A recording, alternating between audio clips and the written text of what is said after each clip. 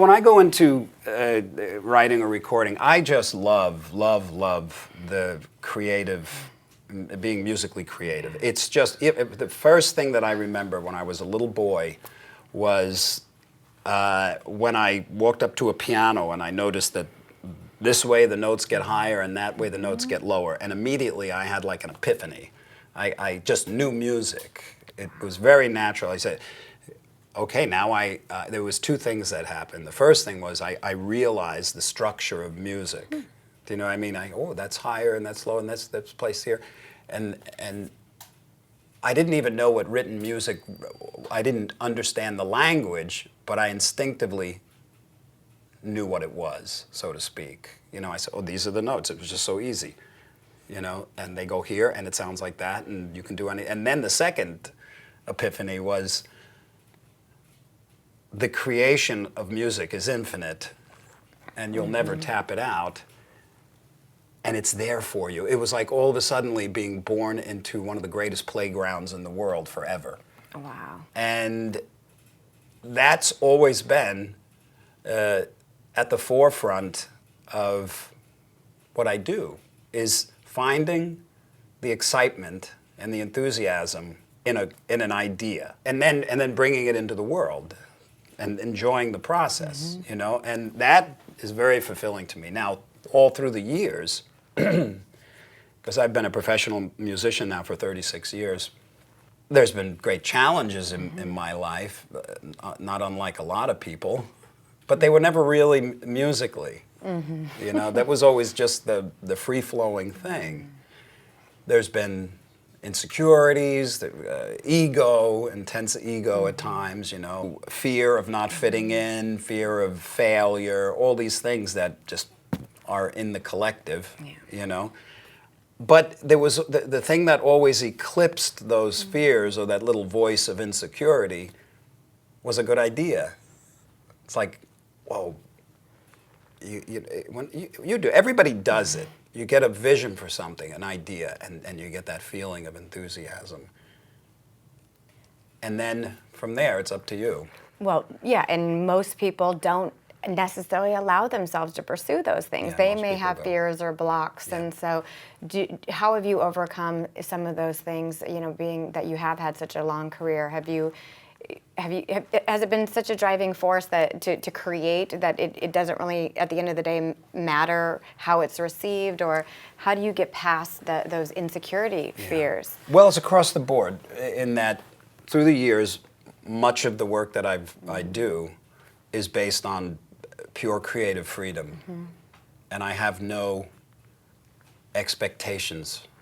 I have no boss except my impulses. That's the boss, right?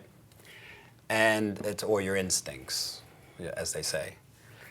And everybody has them. And everybody is unique.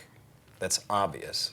It's even me saying that you're unique is hard for some people to believe or swallow, you know, because they think in thinking that you're unique, egoically means that to the ego you're better than. But really, at the ground level, it's absurd to not see that everybody is unique, because like I'm looking at you right now, and out of 7 billion people on the planet, I could recognize your face. Right. Why is that? Because you're unique. So it would stand to reason that your creative desires are unique. Now, finding your creative impulses can be a challenge, because there needs to be an opening to your instincts, your uniquely creative instincts. There needs to be a clear opening.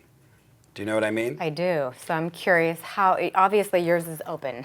How have you been able to maintain that? Because what it sounds to me like is that, first of all, you have a deep sense of a belief in abundance, that it is infinite. Your creativity is infinite, that everybody is unique. So even if you have influences, things have never been done by you the way that you're going to do them. So that How is could they unique, be? right?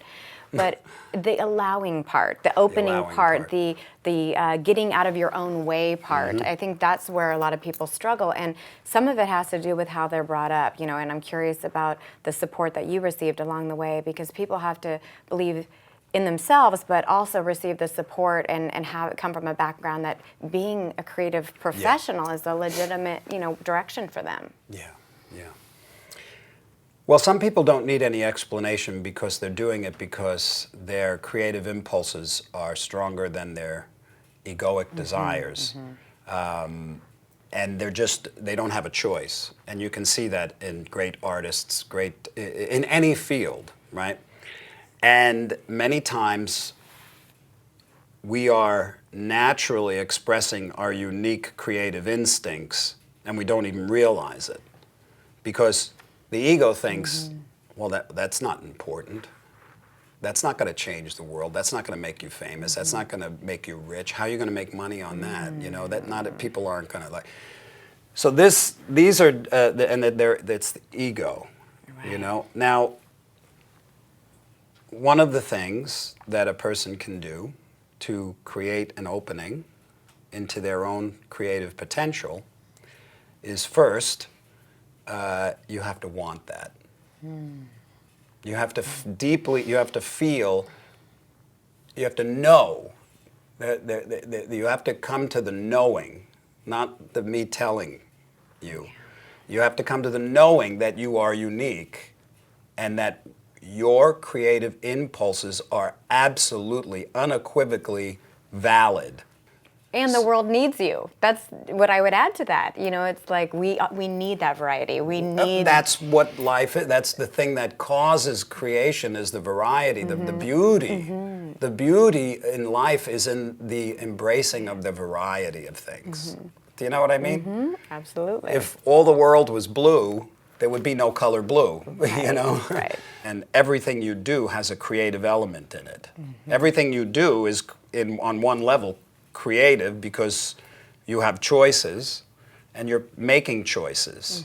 And whether you're making breakfast or you're making your bed or whatever it is, everything on one level is a creative process.